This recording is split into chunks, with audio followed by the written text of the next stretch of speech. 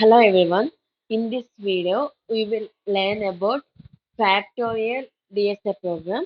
The problem statement was write a program to calculate the factorial of a given number. And they gave the sample input and output also like for 5, answer should be 120. So we will take uh, import statement to import the util package and we have taken scanner class and created a object for the scanner class so that we can take the values from the console. And when coming to console output, it will be like this. So system.out.println and enter the number. So this statement will print this sentence in the console. Enter the number. After that, uh, we have already created the scanner object, right? With the scanner object, we are calling the next int function, which is in the scanner class. Okay, scanner is a predefined class.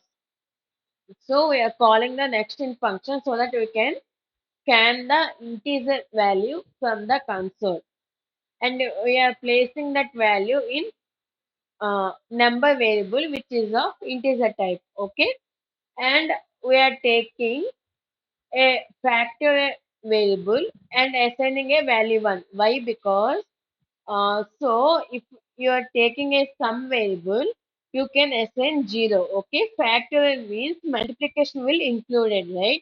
That is the reason we have to assign 1 as a initial value. Okay, so this is the main logic. Okay, we will explain.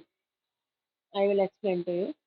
So first we have taken I equal to number. So normally factor means what? We have to multiply that number until it will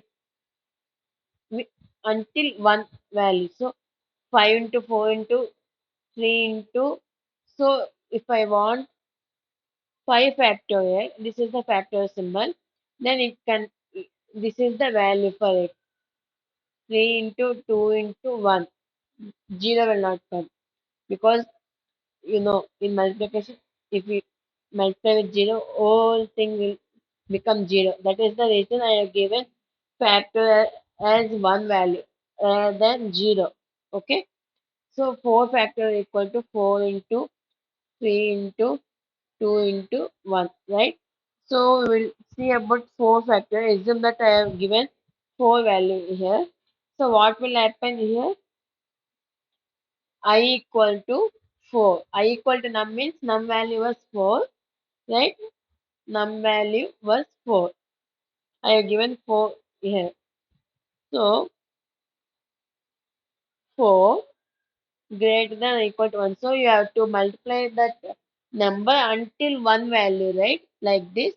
That is the reason I have given greater than or equal to 1. Equal to means I want 1 as well. Okay.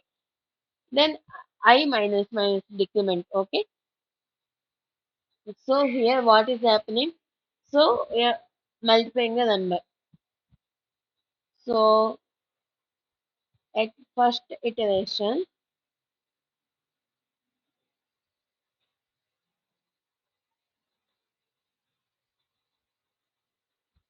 what is the fact value? Fact equal to not initially fact value was 1. 1 into what is the I value? Which is 4. Okay. See, at first I equal to num, right? So num equal to 4. So it is 4 value. Okay. Second iteration, fact equal to, now old fact value was 4 into, now the I value was, it was decreased by 1 value, right? So 4 into 3, what? 12. The third iteration,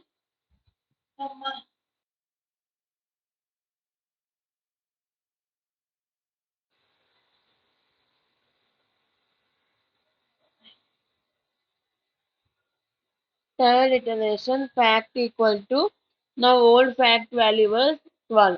Now I value was it was decreased by another number. So now it is 2. So it is 24. Now fourth iteration. Even the multiplication with 1 will not imply anything. We have to do as per the procedure. Fact equal to 24 is the old fact value. Now I value was 1. Okay. So it is now 24. Now when coming to fifth iteration,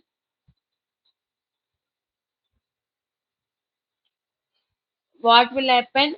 Now I value equal to 0. Right. So 0 greater than or equal to 1. It was false and the loop was terminated. And the last factor value was 24 before the loop was terminated. So after the loop was terminated, it will print the factor value. So output will be like this. It will ask to enter the number. I have entered 5. The output will be 120. Here, in this case, the input was 4, right? Then output was 24 as per this calculation. So, yeah, the factor program was completed. Thank you. Bye.